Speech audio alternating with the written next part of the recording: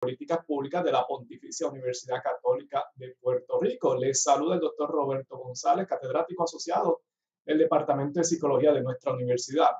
Y para esta noche, el tema que nos trae el observatorio, Puerto Rico en el nuevo panorama político de los Estados Unidos, retos y oportunidades. Como todos conocen, en enero del 2020, el Partido Demócrata asumió el control de la presidencia y de los cuerpos legislativos en los Estados Unidos. Estos cambios podrían generar transformaciones profundas en áreas de política pública. En el foro se discutirán las posibles repercusiones de estos cambios para Puerto Rico. ¿Quiénes nos acompañan en la noche de hoy? Quiero darle la bienvenida, como siempre, al doctor Hernán Vera, director del observatorio. Y para la noche de hoy nos acompaña el licenciado Guillermo San Antonio Hacha, del bufete de abogados. Licenciado San Antonio Hacha va a estar compartiendo con nosotros la primera parte del observatorio. Y luego la segunda parte, el licenciado Giovanni Vicente Romero, profesor y asesor de política pública. Queremos excusar al licenciado Pedro Ortiz Álvarez, que por motivos de salud tuvo que ausentarse, ¿verdad?, de esta conferencia. Pero tenemos entonces a los licenciados Guillermo San Antonio y el licenciado Giovanni Vicente Romero con nosotros para la noche de hoy. Sin más ni menos, dejo con ustedes al doctor Hernán Vera para que haga presente al primer panelista. Buenas noches a todos.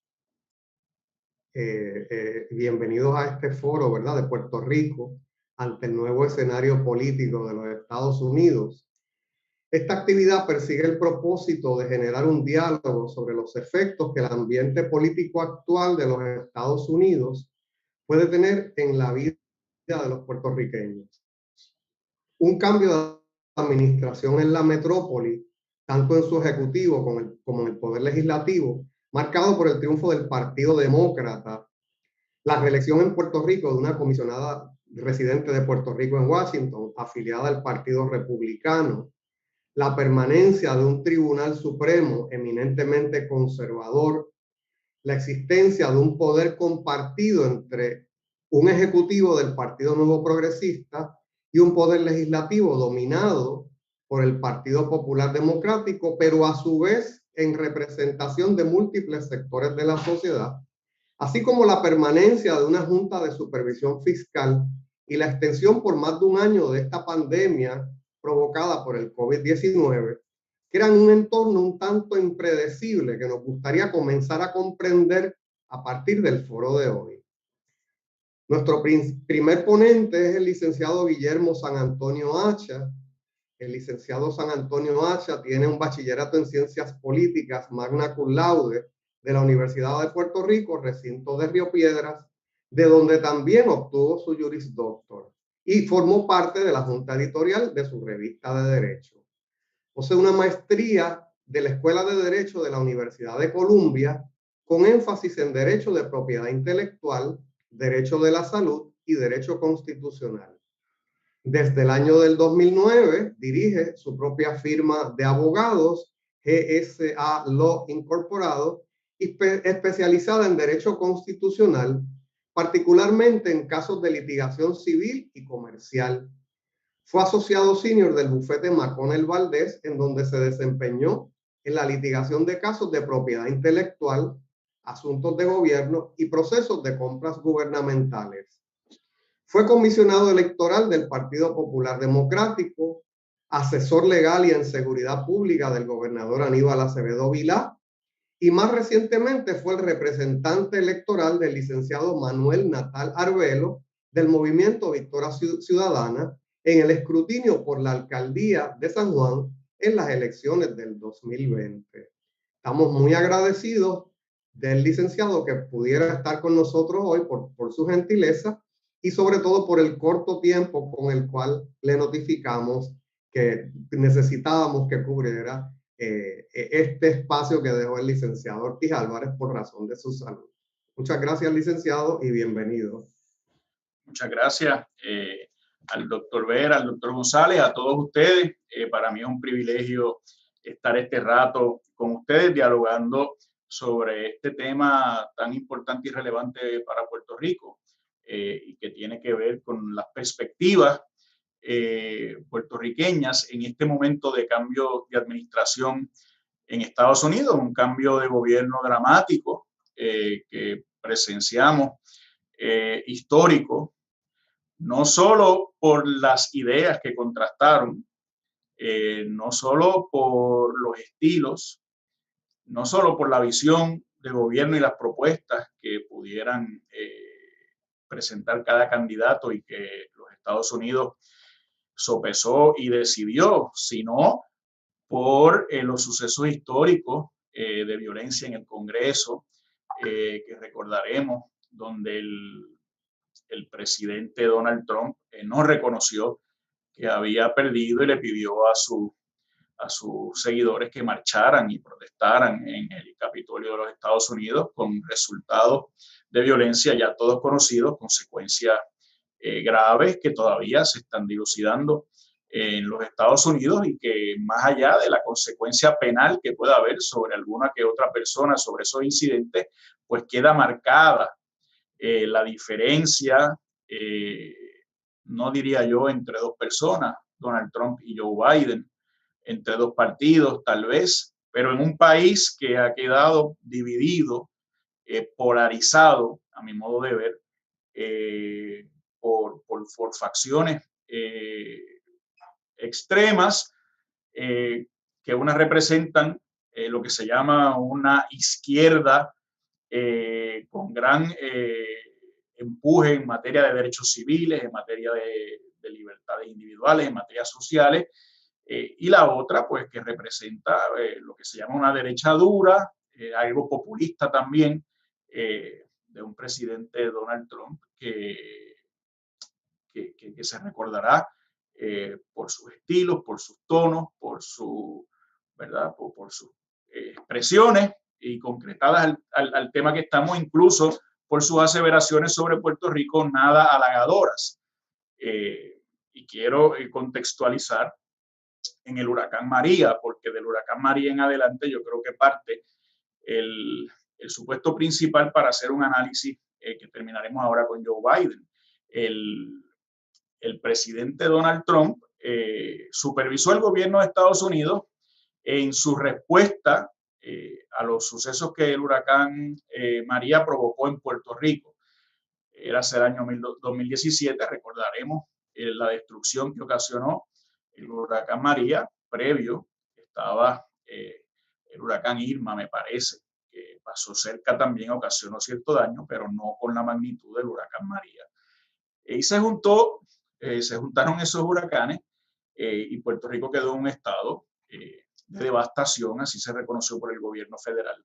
Y se asignaron cantidades de dinero históricas para la reconstrucción de Puerto Rico. El presidente Donald Trump reclamaba para sí que ninguna otra administración había asignado tanto dinero a Puerto Rico como la suya. Tenía razón. Fueron miles de millones de dólares asignados a distintas áreas de reconstrucción por esa administración. El problema viene con las restricciones que se le fueron poniendo al desembolso de esos fondos asignados. Y ahí es que está, ¿verdad?, las letras pequeñas que hay que mirar con cuidado. Sí es cierto que se asignaron unas cantidades históricas. También es cierto que la devastación que sufrió Puerto Rico era histórica. Pero igual es cierto que a pesar de esas asignaciones, es decir, autorizaciones para gastar, autorizaciones para desembolsar, tenía que ocurrir el acto propio del desembolso, el acto propio del gasto. Y para eso el presidente, se ha venido a saber recientemente, aunque se sospechaba de mucho antes, y él nunca escondió su duda sobre los manejos del gobierno de Puerto Rico con el dinero público. Y él siempre expresó la duda que sentía sobre la administración pública en Puerto Rico, de cómo se manejaban los dineros que se asignaban. Entonces, pues por un lado había asignaciones históricas, por otro, en el momento de mayor necesidad de Puerto Rico, había esas capas de burocracia que se fueron creando y de supervisión que impedían y dificultaban el acceso a esas cantidades históricas que se habían asignado.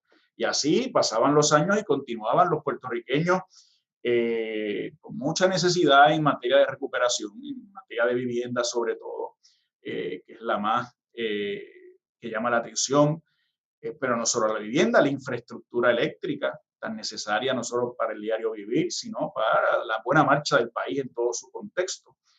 En Puerto Rico se complica el tema con las denuncias de corrupción, sobre todo con el manejo del dinero que va llegando, lo que le da al presidente Donald Trump pues esas herramientas que él estaba buscando para justificar lo que yo creo que son pues unos prejuicios y unas preconcepciones que ya él tenía, pero que la conducta de nuestros funcionarios pues le reforzaban. Y ahí pues todos conocemos el verano del 19, la renuncia de un gobernador, las razones por las cuales el gobernador renuncia, pero a su vez los casos de corrupción alrededor de la administración, que todos los usaba Donald Trump para justificar, amarrar y dificultar el acceso de Puerto Rico a esos fondos tan necesarios para la recuperación y reconstrucción. En ese contexto, hubo una emigración monumental de puertorriqueños a los Estados Unidos, particularmente a la Florida Central, pero no exclusivamente ahí, ¿verdad? Puertorriqueños se han ido moviendo a muchos otros lugares, pero con mayor fuerza a esa área de la Florida Central, Orlando, Kissimmee, esas ciudades alrededor. Y en ese contexto de fuerza política y de la importancia que tiene el estado de la Florida para esos candidatos, no es de extrañarnos que el presidente Joe Biden aprovechara para hacer unos anuncios allí en la Florida Central, precisamente en Orlando, el 15 de septiembre de 2020, a menos de 2 meses de las elecciones, a mes y medio, el presidente Biden presentó lo que él llamó su plan para Puerto Rico. Y es importante ir sobre varios aspectos de ese plan para Puerto Rico, que ya desde septiembre, como les digo, mediados de septiembre de 2020, se presentó nada más y nada menos que en la Florida. ¿Y qué prometió Joe Biden para Puerto Rico? Prometió apoyar una recuperación total y la reconstrucción de la infraestructura para cumplir con estándares modernos. Fíjense, recuperación y reconstrucción de infraestructura, lo que ya venimos hablando desde el huracán María, los fondos asignados históricamente, pero que continuaban atascados en burocracia y en limitaciones para poderlos reclamar. Proveer alivio de una deuda insostenible, otra de las grandes promesas de Joe Biden, alivio de una deuda insostenible. Bueno, eso suena grandioso. Puerto Rico está agobiado por una deuda que no puede pagar y tiene una Junta de Control Fiscal sobre sí, precisamente por una deuda que no se puede pagar y por una ley que se crea para administrar lo que es esa deuda, los recaudos del gobierno, procurar que se balancee en presupuesto a cambio de que se protegieron los haberes de Puerto Rico de los acreedores, ¿verdad? Pero sabía Joe Biden que es un tema muy importante para los puertorriqueños y así lo puso, proveer alivio de una deuda insostenible, ampliar el acceso a la educación y a la capacitación de la fuerza laboral. No las voy a leer todas, pero fíjense esta.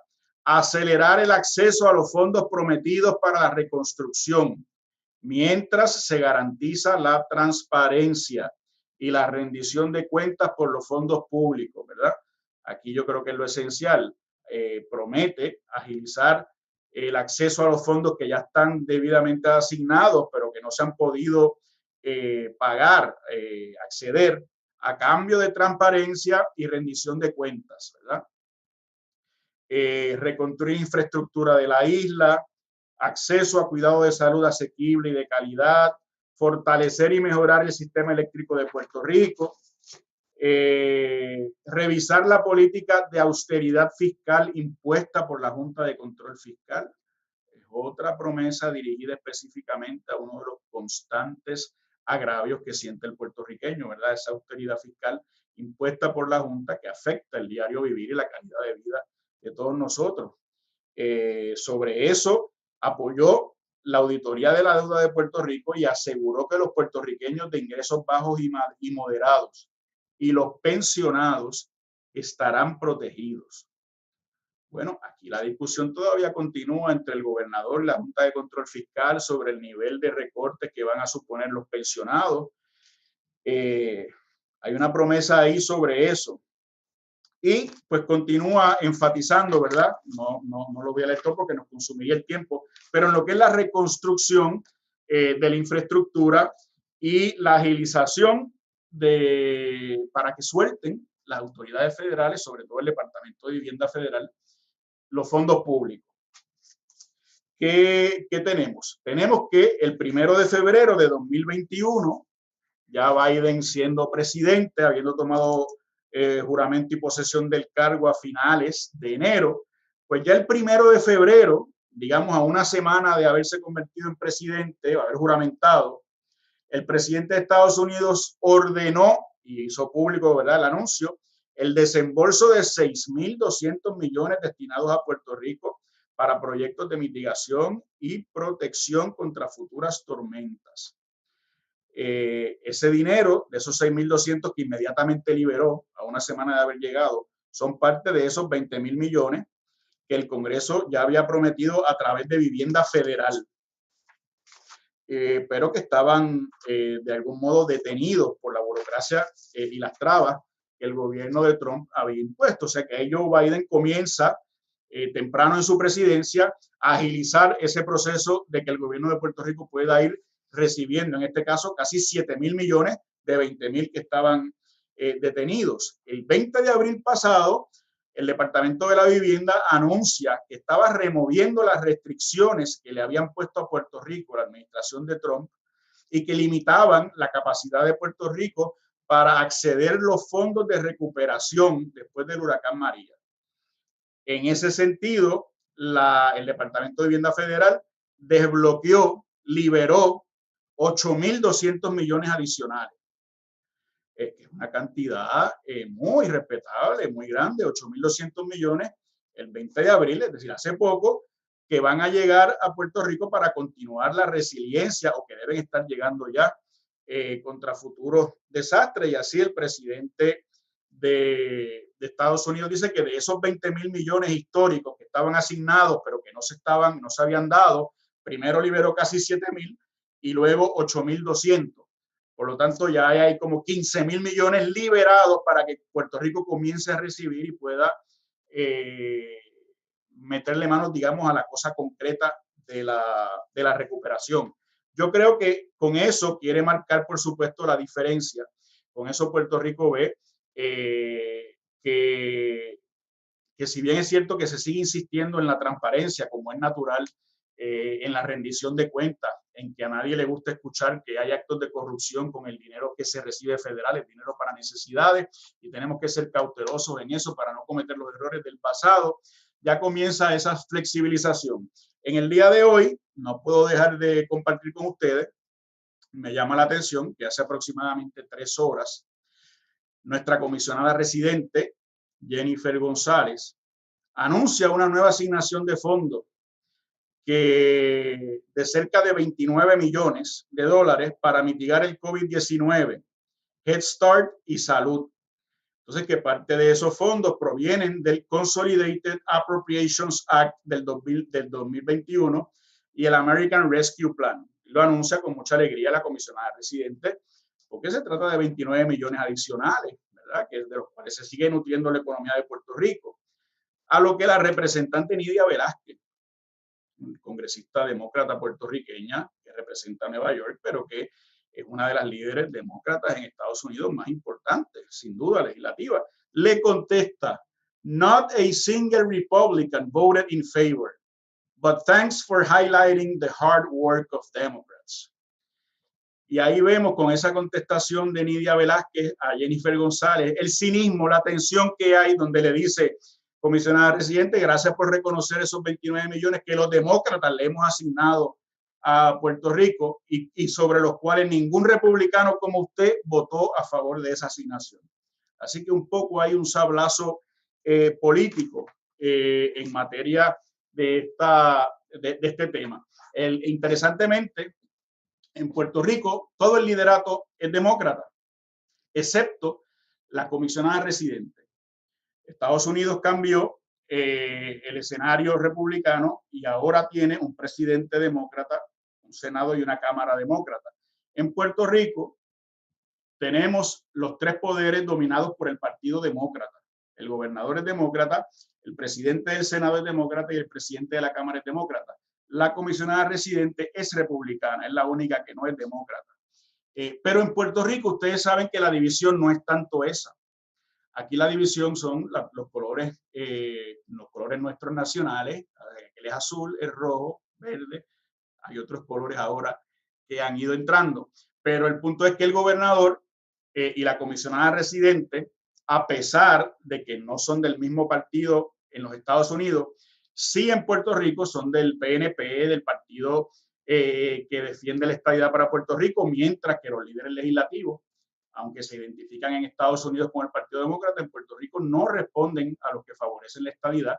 Y en ese sentido, las diferencias internas, pues sí, van a continuar ese choque y reflejan un poco también la conducta en Estados Unidos y la división que hay con los distintos proyectos de ley para atender el tema del estatus que existe, tanto en la Cámara como en el Senado, que se han ido presentando, la suerte que van a correr, pues yo creo que está predicada en mayor o menor grado en esa fuerza que tienen los partidos de Puerto Rico de cabildear y de influenciar la toma de decisiones en Estados Unidos. Bueno, yo creo que con eso tenemos un poco, ¿verdad?, el planteamiento servido de lo que supone para Puerto Rico un cambio de administración, por lo menos en estas semanas en que ya hemos visto el quehacer del Partido Demócrata, ¿verdad?, desde que juraron y tomaron posesión a finales de enero de este año. Para mí pues, ha sido un placer compartir con ustedes. No sé si hay alguna pregunta. Sé que el compañero Giovanni Vicente Romero está ya en el cajón de bateo. Pero si hay alguna pregunta, con mucho gusto. Muchas gracias al licenciado Guillermo Sandino Hacha por su ponencia y su tiempo para esta noche. Queremos abrir al público, ¿verdad?, una o dos preguntas. Pueden, ¿verdad?, prender su cámara o hacerla por el chat y con mucho gusto el licenciado Guillermo Santonio está para responderle.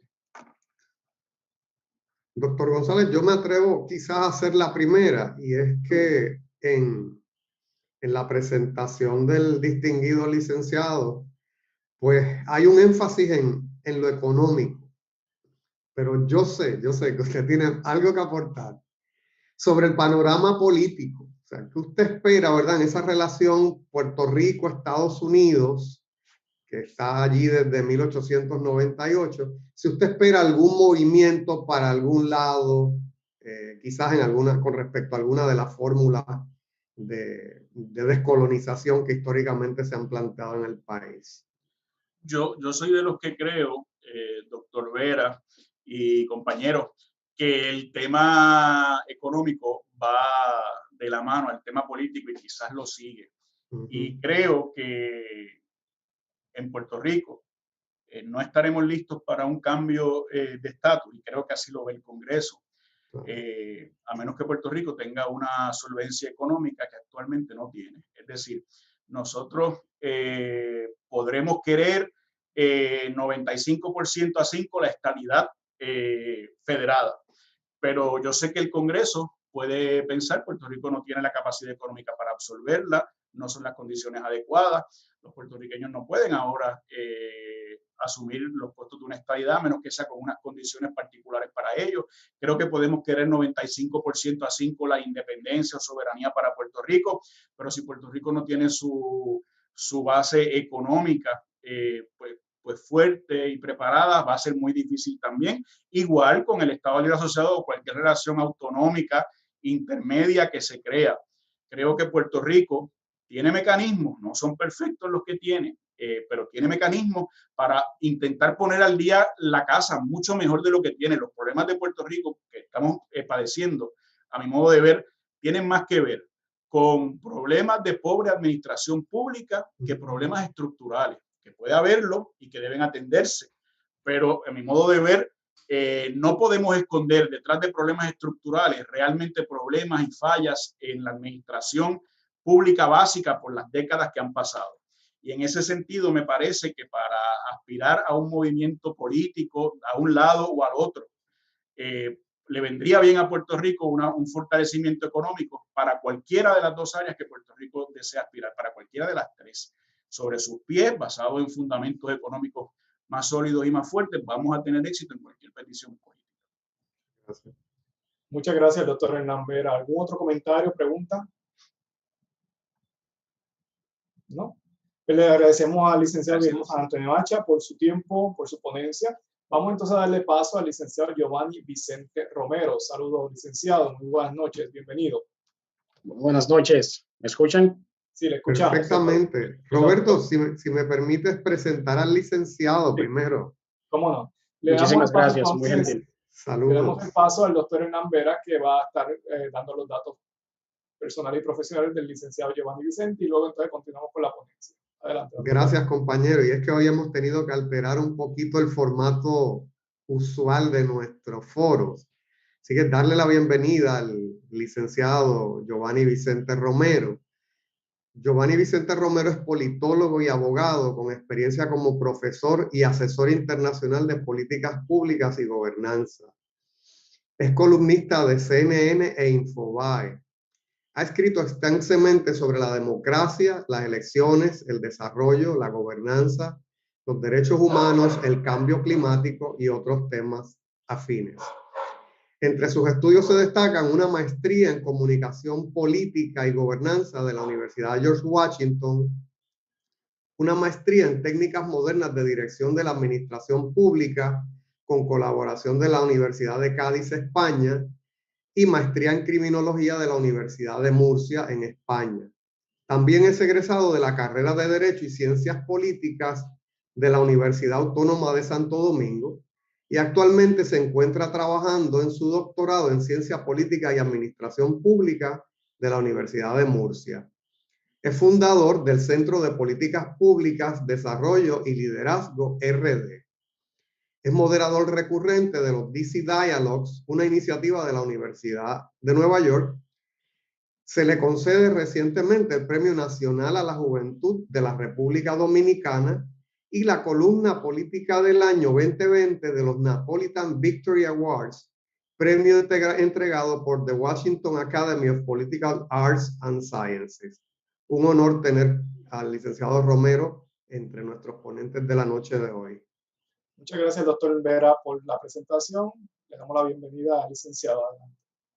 Muchísimas gracias, doctor Vera, por su gran presentación, su introducción y sobre todo he tenido la fortuna de haber escuchado un poco de lo que ha dicho el panelista que me ha antecedido y estoy muy de acuerdo en muchos de los aspectos que él ha mencionado. Me parece muy interesante ese punto de vista económico que él ha dado al tema, que realmente entiendo que tiene mucho que ver. En primer lugar, quiero agradecer de manera muy profunda la gentil invitación que me hace la Pontificia Universidad Católica de Puerto Rico a través de su Observatorio de Sociedad, Gobernanza y Políticas Públicas, en la persona del señor, el doctor Hernán Vera Rodríguez, para tener esta conversación con ustedes sobre las perspectivas de futuro inmediato, diría yo, de Puerto Rico, de cara al nuevo entorno político que le toca vivir bajo una nueva administración en los Estados Unidos. Quiero advertirles que hoy trataré de ser muy honesto y franco, manteniéndome optimista o lo que es lo mismo, sin llegar al pesimismo con relación al futuro, pero más que todo el presente de Puerto Rico, lo que se está viviendo en este momento. Y debo destacar en ese orden también que esta visión que traigo en el día de hoy es la de un outsider, que no vive lo que vive la isla a lo interno de su proceso político, pero al mismo tiempo quiero que sepan que es el pensamiento de un testigo de primera mano que desde la capital federal ha estudiado detenidamente el caso y ha tenido el privilegio de presenciar algunos de estos procesos políticos desde adentro. Muchas veces sentado o cerca de la mesa donde las decisiones son tomadas, como testigo en este curso indetenible que sigue escribiendo la historia de todos los puertorriqueños y puertorriqueñas. El tema que a nosotros hoy nos ocupa esta noche es Puerto Rico en el nuevo panorama político de los Estados Unidos.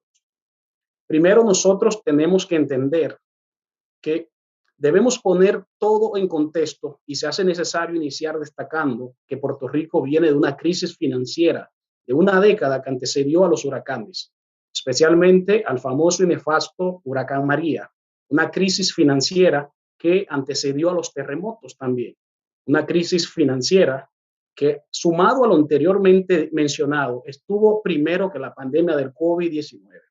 Si no entendemos todo esto que he dicho, no podemos comprender la magnitud y la urgencia para que Puerto Rico pueda definir su estatus como territorio que por más de un siglo ha sido parte integral de los Estados Unidos. Claro, sé que en una isla un tema que despierta tanta pasión, gran pasión como es el de la estadidad, y en gran parte porque se desprende de un debate entre la estadidad y la independencia, causa muchísimas pasiones, muchísimas emociones y evidentemente mantiene a todo el país, mantiene a la isla, la sociedad dividida porque hay grietas sociales muy profundas cuando no encontramos un terreno común en el que podamos encontrar, valga la redundancia, algún tipo de acuerdo.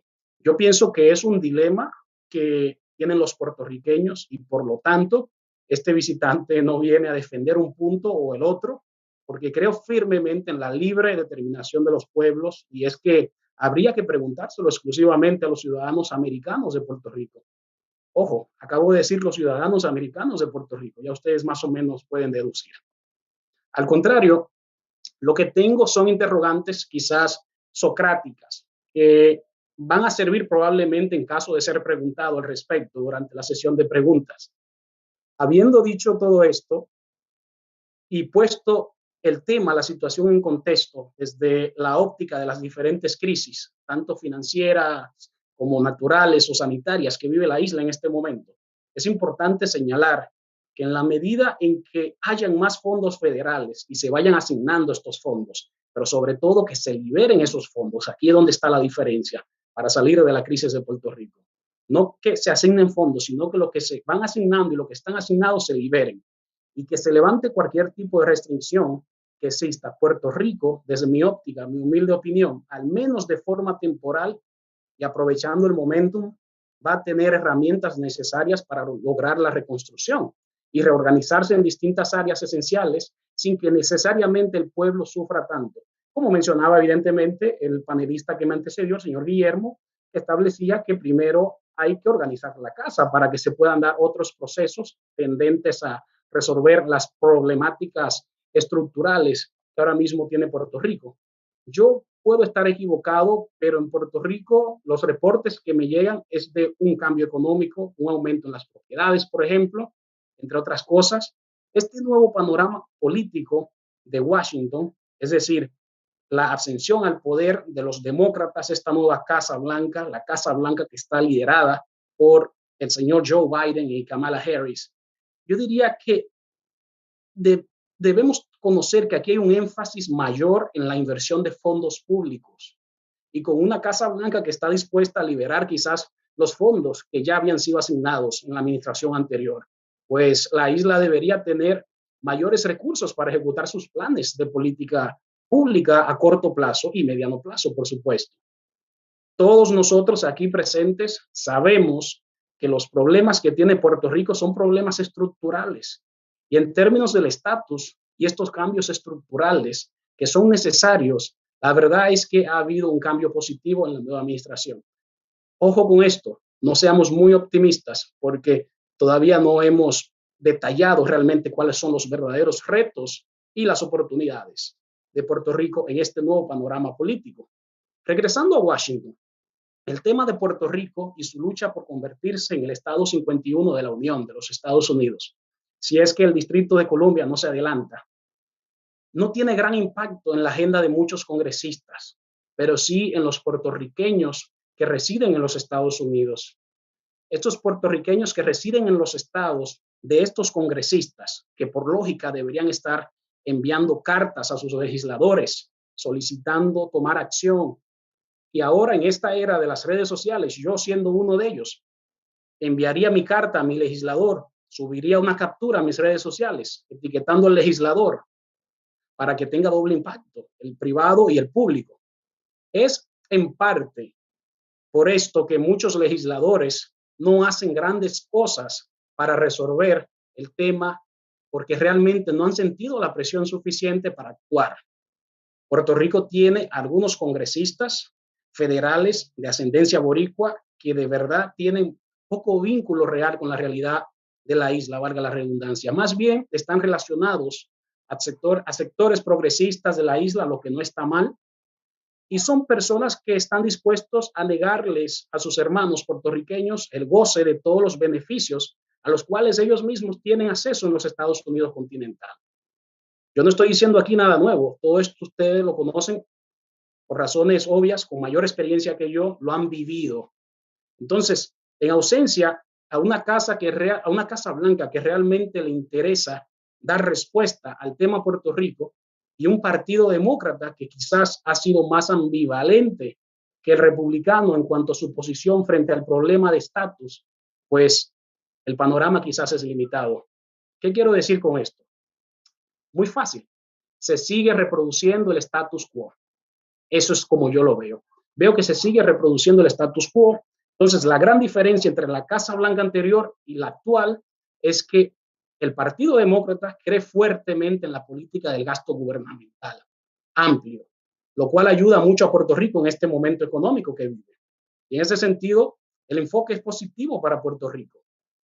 Pero decir que el cambio de gobierno crea otro panorama político más allá de los fondos y de que es un gobierno más accesible y más dispuesto a dialogar, realmente no resuelve la cuestión Puerto Rico, porque de buenas intenciones está empedrado el camino del infierno. Lo que veo es un impasse legislativo. El issue del estatus no es parte de la agenda de muchos, y algunos puertorriqueños en Estados Unidos con poder de influencia no toleran vivir en Puerto Rico. Y esa es la gran contradicción. Quieren los beneficios de la estadidad, pero no para los que se quedaron en la isla. A pesar de que sí ha habido un ambiente favorable, un ambiente muy favorable para la estadidad, en la medida en que el pueblo de Puerto Rico, al menos por una mayoría diría yo, incluso de varios dígitos, ¿no? De varios puntos porcentuales, ha logrado el apoyo de muchas personas en los diferentes plebiscitos que se han hecho. Evidentemente, yo diría que al menos esta mayoría de varios puntos porcentuales, por ejemplo, cuando han sacado un 54% a favor o en contra, diría, del estatus colonial y un 61% a favor de la estadidad. Me estoy refiriendo específicamente al plebiscito, al referéndum que se hizo en el 2012, que es muy importante tenerlo como referencia y volver a él. Obviamente luego se haría uno en el 2017 con unos datos más interesantes, pero entonces ha sufrido la crítica de que solo un 23% de la población participó realmente, entonces hubo una abstención muy amplia y por lo tanto ha sido atacado a través de esa línea, a través de esa vía. Pero, por supuesto, Puerto Rico tiene en los Estados Unidos, específicamente en Washington, en el Congreso de la Nación, el Congreso Federal, tiene sus campeones en el Congreso. Personas como la comisionada residente Jennifer González, que teniendo voz pero no voto, esto hay que reconocerlo, ha logrado el apoyo de muchos con el voto, como el congresista Darren Soto de Florida. Estas dos personas a su vez logran que algunos congresistas en relación con la isla, congresistas que realmente no tienen una relación directa con la isla, como Stephanie Murphy, por mencionar algunos, formen un pequeño movimiento legislativo en torno a la causa. Imagínense, si Puerto Rico llegase a ser el estado 51 de los Estados Unidos, tendría más asientos en el Congreso que el estado de Maine, solo por mencionarles un ejemplo. Esto en cierto modo tiene relación con una de las trabas principales en este proceso de cambiar el estatus de Puerto Rico. El Partido Republicano sabe que si admiten el Distrito de Columbia y Puerto Rico como estados de la Unión, esto creará automáticamente 4 senadores a perpetuidad. Como el mismo líder de la minoría republicana en el Senado, Mitch McConnell, ha dicho recientemente, o lo ha dicho en el pasado. En cuanto a los senadores demócratas, el mismo Chuck Schumer, que es el líder de la mayoría en el Senado en esta nueva legislatura, ha dicho que se opone a la misión de Puerto Rico.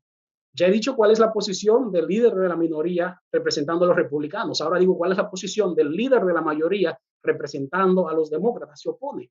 Por lo tanto, a esto me refería cuando decía que debemos estar optimistas, pero con cuidado. Tenemos que ir despacio.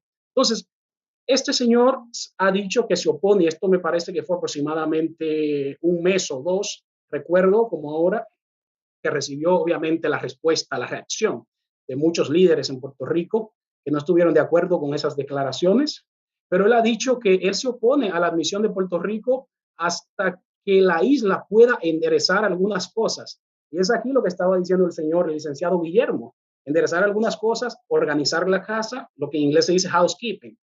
Y aquí volvemos otra vez a la crisis financiera. Cuando ellos hablan de organizar la casa, no se están refiriendo a otra cosa más que a la deuda, que a la crisis financiera que antecedió todos los problemas recientes que Puerto Rico ha tenido. Antecedió, como dije en el principio, los huracanes, los terremotos, la pandemia. Ellos se refieren a ese tipo de deuda, a ese tipo de crisis económica, financiera, y a lo que ellos ya catalogan, asumen y presuponen que es una carencia de habilidades para manejar la economía a nivel del liderato, a nivel del liderazgo de Puerto Rico, al menos en las administraciones pasadas, porque tenemos que poner las cosas en contexto. Esos comentarios se hicieron sin lugar a dudas en cuanto a las administraciones anteriores, y también sabemos que el problema financiero no es de una administración, es un déficit, es una deuda que va creciendo y se va acumulando. Administración sale, administración entra, encuentran estos compromisos. Este nuevo panorama que se presenta para Puerto Rico a raíz de la nueva administración de los Estados Unidos, que pasó de una administración republicana a una administración demócrata, pero más que todo, digamos las cosas como son, pasó del señor Donald Trump al señor Joe Biden, que la diferencia es inmensa. Pero es inmensa, ¿en qué sentido? En el sentido de las relaciones humanas. Y esto lo vamos a ver más adelante, porque las relaciones humanas son importantes y de ellas entonces se va a desprender el diálogo y de este diálogo la negociación. Y por lo tanto así es como se establece y se impone una agenda legislativa. Y vamos a ver evidentemente cuál ha sido el mayor cambio que ha surgido con este cambio de administración federal respecto a Puerto Rico. ¿Cuáles son los desafíos que Puerto Rico encara? Yo diría que, por ejemplo, los senadores republicanos como Rick Scott y Marco Rubio apoyan la misión de Puerto Rico, y eso es un punto bastante positivo. Y en esta ocasión, por otro lado, tienes a los demócratas que están gozando de una supermayoría, lo que se conoce como una supermayoría en el Congreso de los Estados Unidos. Tienen el control de ambas cámaras y sobre todo tienen el control de la Casa Blanca. Recuerden que cualquier proceso para iniciar un acto de admisión de los estados de Puerto Rico a la Unión empieza en el Congreso y muere en el despacho del Salón Oval. ¿Qué significa esto? Que los demócratas en este momento no solo tienen las dos cámaras, tienen el despacho del Salón Oval, que al final es el que tiene que promulgar, ponerla en vigor, en vigencia. Es decir, tiene el poder del veto, el veto presidencial. Y esto es una coyuntura única que tiene Puerto Rico para que los demócratas puedan cumplir sus promesas, porque la realidad es que tienen el poder de todo, es un poder casi absoluto cuando lo vemos desde esa manera. Entonces, esto también me trae a colación, me hace recordar que el año pasado, cuando Biden se encontraba en campaña en el estado de Florida, había manifestado de manera expresa su apoyo para que Puerto Rico se convirtiera en estado. Siempre llego a estas conclusiones que estoy aquí compartiendo con ustedes cuando, por ejemplo, hay una persona de Puerto Rico, un gran amigo mío, que muchas veces nos reunimos y siempre tenemos estas conversaciones.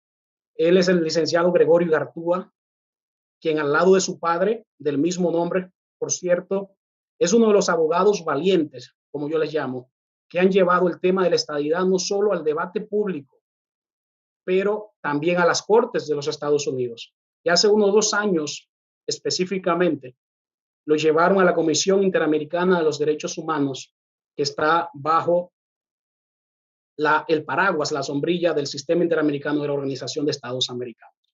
En términos reales, esto no tiene realmente efecto vinculante para los Estados Unidos, aunque los Estados Unidos tienen un representante ante esta comisión.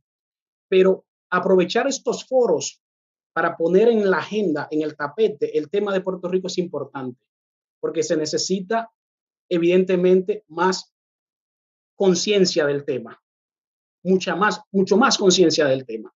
Y recuerdo que tuvo una gran victoria en ese momento, porque la querella fue admitida sobre el estatus, aunque sin efecto vinculante, como yo he mencionado, pero realmente puso sobre la agenda la gran injusticia que sufren los puertorriqueños al no poder elegir al presidente de los Estados Unidos, que es el país al cual están ligados desde hace 120 años. Recordemos, señores, esto ustedes lo saben más que yo. Estamos hablando del 1898, pero en el 1917 el presidente Woodrow Wilson le reconoció la ciudadanía americana a los Estados Unidos, a los puertorriqueños, a los americanos, ciudadanos americanos de Puerto Rico, como yo les llamo. En conclusión, yo pienso que un nuevo gobierno en la Casa Blanca supone un cambio, pero ojo con esto, no estamos hablando de un cambio radical. Más allá de más fondos, que por cierto sí van a llegar y sí están llegando, pues la raíz de todos los males aún continúa sin ser abordada. El cambio más importante, y en esto soy bastante contundente, y el que desde la óptica de las relaciones públicas se puede confirmar con este cambio de relaciones, con este cambio de gobierno en Washington, es el cambio de retórica. ¿Sí? El cambio de retórica, el cambio del mensaje y del mensajero. Por los próximos 4 años, ya de la Casa Blanca no saldrán insultos o discriminación explícita para Puerto Rico. Pero el problema sigue implícito, sigue intacto.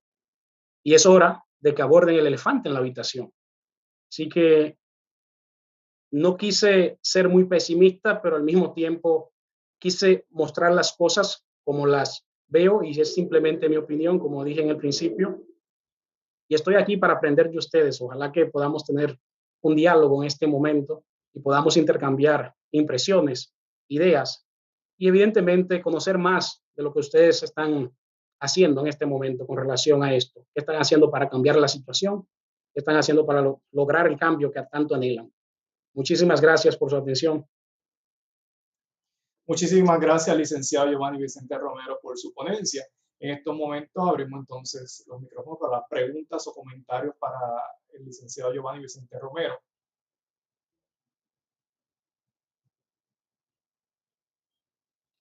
¿Comentarios, doctor Hernán Vera? Sí, yo me permito. ¿Se entendió todo o no se entendió nada? nada? No.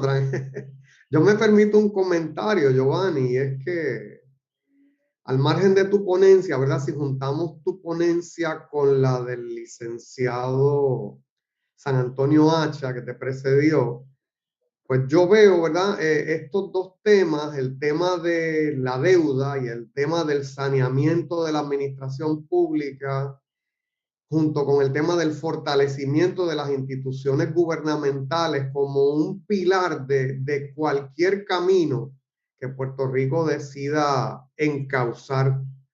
Así que, y eso es lo que tratamos de hacer desde el observatorio, ¿verdad? Promover estos instrumentos de una mayor institucionalidad en el país, una administración pública más sana. Puerto Rico era modelo, y tú como hermano caribeño lo sabes, era modelo de la buena gestión pública en la región. Y eso es algo que tenemos que retomar, porque si no, no importa la cantidad de cientos o miles de millones de dólares que nos ingresen a nuestras arcas, si no los manejamos adecuadamente, si no le demostramos a la metrópoli que somos capaces ¿verdad? de cierta capacidad de autogobierno, que sea a nivel estatal, pues no hemos avanzado mucho. Así que al margen de la situación política, yo veo ese hilo conductor en las dos ponencias, ¿verdad? ese hilo conductor de la necesidad de un fortalecimiento de un modelo económico y a la vez de un fortalecimiento de las instituciones públicas y sobre todo de un serio programa de combate a la corrupción. Pues yo pienso que usted, doctor Vera, ha dado en el clavo en esta discusión. Hemos pasado bastante tiempo hablando sobre el tema económico, pero tenemos que ser honestos. Todo esto se reduce al tema administración pública, porque al final de cuentas estamos hablando de fondos federales, y esos fondos tienen que ser administrados, distribuidos y alocados. Por lo tanto, yo pienso que una tarea que tiene Puerto Rico en este momento, una prioridad 1A, es una prioridad impostergable, es poder demostrar que puede fortalecer sus instituciones, como usted ha mencionado ya, demostrar que tiene no solo la capacidad para hacerlo, no solo la formación para hacerlo, pero sobre todo la voluntad política para lograr esos cambios estructurales. Esa es mi opinión y en ese orden pienso que si logran cubrir esta parte, entonces van a quitar de en medio un gran obstáculo, una gran excusa que usa la metrópolis, como usted le ha llamado, para no otorgarle esa petición que por tantos años Puerto Rico ha solicitado y que se ha demostrado en diferentes instrumentos electorales, plebiscitos y encuestas que se han realizado en el pasado. Por lo tanto, aquí se necesita transparencia en los fondos. Si queremos más fondos, necesitamos estar en capacidad de administrar estos fondos, pero al mismo tiempo necesitamos, sin lugar a dudas, tener la capacidad de rendir cuentas, porque queremos fondos, pero no queremos rendir cuentas. Y esto es básicamente un elemento fundamental, esencial de un gobierno abierto.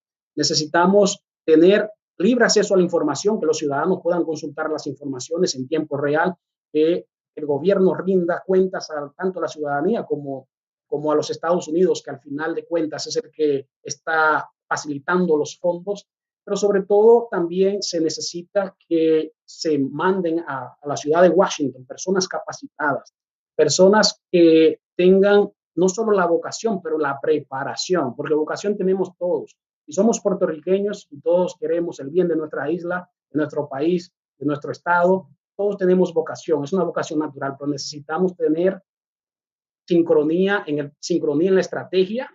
Necesitamos, sin lugar a dudas, y esto es una pequeña anécdota que voy a hacer de mis encuentros con puertorriqueños y con líderes puertorriqueños con los que he trabajado. No me pregunten con quiénes, por ética no les voy a mencionar de los presentes, pasados y futuros, pero en las diferentes reuniones que se llevan a cabo en la capital federal, ya sea en agencias federales o en Capitol Hill, en el Congreso, una de las, diría yo, de las inquietudes que expresan los congresistas, entiéndanse con esto, congresistas en la Cámara Baja o senadores en la Cámara Alta, es que ellos notan que reciben muchas delegaciones de los puertorriqueños, muchas comisiones les visitan sus oficinas, pero todos vienen con una visión diferente, porque todos han traído los problemas políticos internos de la isla a Washington, y en Puerto Rico sabemos que hay visiones muy, muy separadas, diametralmente separadas. Está el Partido Popular, está el partido, obviamente, el Nuevo Progresista. Cuando ustedes van a Washington, cuando ustedes vienen acá, tienen que venir con una idea trabajada, una estrategia acabada y por lo menos coherente. Tienen que ponerse de acuerdo allá qué es lo que quieren aquí, para que cuando toquen puertas, entonces se le haga todo más fácil, porque no se puede improvisar en esas cosas. Y con relación a, bueno, diría yo, a propósito del fallecimiento reciente del ex gobernador de Puerto Rico, don Carlos Barceló Romero, recuerdo que en una ocasión coincidimos en una reunión en el despacho de un congresista. Coincidimos. Y en ese momento yo estaba escuchando, ellos estaban hablando, y recuerdo una anécdota que él estaba diciéndole al congresista. Es que aquí no se ha sabido abordar a esta administración republicana. Entiéndase obviamente a Donald Trump, que era el que estaba en el momento. Y él decía, primero tenemos que conocer cuál es el target. cuál es la persona que queremos convencer, conocerla bien. Y sabemos que es un tipo que tiene una personalidad muy única, muy particular y un ego inmenso. Vamos a venderle la idea de que él tiene la gran oportunidad de poner su nombre al lado de la estrella número 51 de la bandera de los Estados Unidos y decir que él fue el presidente que agregó esa bandera, porque al final todo se trata de su ego y de las cosas que él puede hacer. Esta es una anécdota que no es relacionada a lo que estamos hablando, pero no quería dejar de hacerlo a propósito del fallecimiento reciente de este líder de ustedes, que realmente le tenía mucho aprecio. Muchas gracias al licenciado, ¿verdad?, por la respuesta del doctor Nombera. Continuamos con los comentarios finales. Preguntas para el licenciado, para el panelista.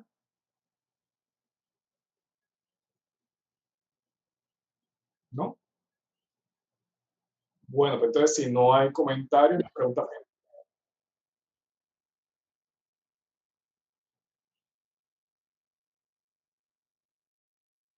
Claro que sí. ¿Alguna pregunta, algún comentario final para el licenciado, para la ponencia de esta noche?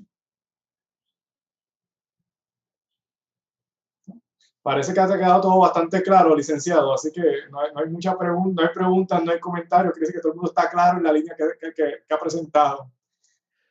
Pues yo creo que realmente gran parte del problema ha sido que por mucho tiempo se han enfocado mucho en el aspecto legal. Realmente es un tema legal, pero en realidad, pero en el fondo es un tema político y de poder. Me explico. Como decía en el principio, hay trabas, hay obstáculos que tienen que ser derrumbados.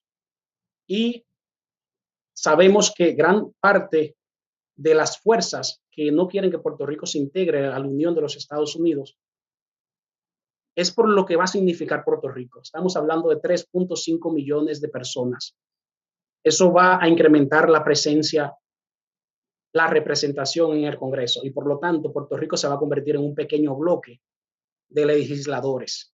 Un bloque que va a tener fuerza, va a tener una palanca para negociar, para negociar propuestas de leyes y iniciativas y proyectos. Entonces, pienso que es un tema muy legal, pero al mismo tiempo es un tema meramente político. Y es que, señores, Puerto Rico es probablemente el único territorio de los Estados Unidos que parte de sus derechos están determinados por su código postal. ¿Me explico? Es el único lugar de los Estados Unidos que no puedes votar cuando estás en él. ¿Cuál es el enemigo ideológico o por lo menos bélico en este momento más importante de los Estados Unidos? Quizás es Irán, quizás es Corea del Norte. Sin embargo, si un ciudadano americano se encuentra en uno de esos países, puede votar por su presidente de los Estados Unidos a través de sus embajadas. Si un ciudadano americano se encuentra en Puerto Rico, o lo que es más claro, si un ciudadano americano de Puerto Rico está en su hogar, en su isla, no puede votar por el presidente. Y honestamente, el derecho de la ciudadanía está estrechamente vinculado a los derechos políticos y específicamente al voto. Por lo tanto, estamos hablando de que desde 1898, Puerto Rico, sus puertorriqueños han asistido al llamado de todas las guerras que los Estados Unidos ha tenido desde 1898. Estamos hablando de aproximadamente 400,000 puertorriqueños se han alzado, han llevado las armas. Y de esa cantidad, aproximadamente 1,300 han dado la vida por la patria que ellos reconocen, pero que no les reconoce a ellos su ciudadanía y por tanto le da una ciudadanía de segunda clase. ¿Qué significa esto? Que los Estados Unidos es la bandera mundial en el mundo libre de la democracia. Pero la democracia es un concepto muy abstracto. Claro. Democracia No sales a la calle y la ves caminando, porque no es así, es muy abstracto. Y esos puertorriqueños han ido a dar su vida por ella. Creo que tenemos bastantes temas de verdad para seguir conversando en próximos temas del observatorio, pero el tiempo no nos ha dado para más. Así que tenemos que agradecerle infinitamente al licenciado Giovanni Vicente por haber estado en la noche con nosotros, igualmente al licenciado Guillermo San Antonio, ¿verdad?, que precedió con su ponencia, al doctor Hernán Vera, siempre, ¿verdad?, por este tipo de conferencia que nos trae a través del Observatorio de Gobernanza Pública de la Pontificia Universidad Católica. Y a ustedes, el público presente, darle las gracias al doctor Vera nuevamente y a todos los que han estado con nosotros en la noche de hoy. Sin más ni menos, que tengan todos una bonita noche. Muchas gracias, licenciado. Buenas noches también para usted. Buenas noches para el presidente Jorge Iván Belarrocha, que creo por ahí que se ha conectado. Saludos, presidente. No se escucha, presidente. No, digo que lamento no haber estado antes, pero estaba en una reunión también por Zoom con la decana de ciencia y el doctor Cortés, pero me alegra mucho estar aquí con ustedes esta noche. Muchas gracias, señor presidente. Nada, sin más ni menos, que tengan todos una bonita noche. Será hasta la próxima en otra conferencia del Observatorio de Gobernanza Pública. Muchas gracias. Buenas noches.